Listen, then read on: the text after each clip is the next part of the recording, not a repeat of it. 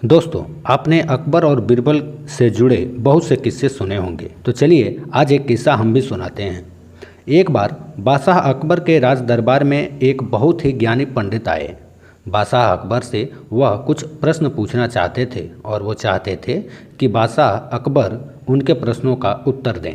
पंडित जी से सारे प्रश्न सुनने के बाद बादशाह अकबर उनके प्रश्नों का उत्तर नहीं दे सके। इस पर उन्होंने अपने दरबार के सबसे समझदार सलाहकार बीरबल को ज्ञानी पंडित जी के प्रश्नों के उत्तर देने का आदेश दिया।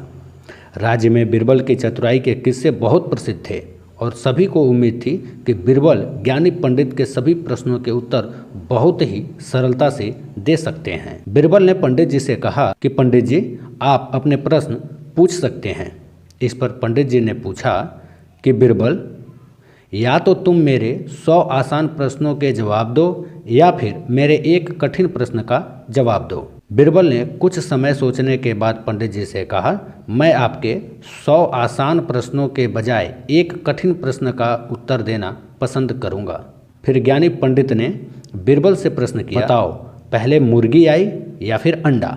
बीरबल ने तुरंत जवाब दिया कि पहले मुर्गी आई। तो पंडित जी को बड़ा आश्चर्य हुआ और वो सोचने लगे। फिर उन्होंने पूछा कि तुम किस आधार पर कह रहे हो कि पहले मुर्गी आई?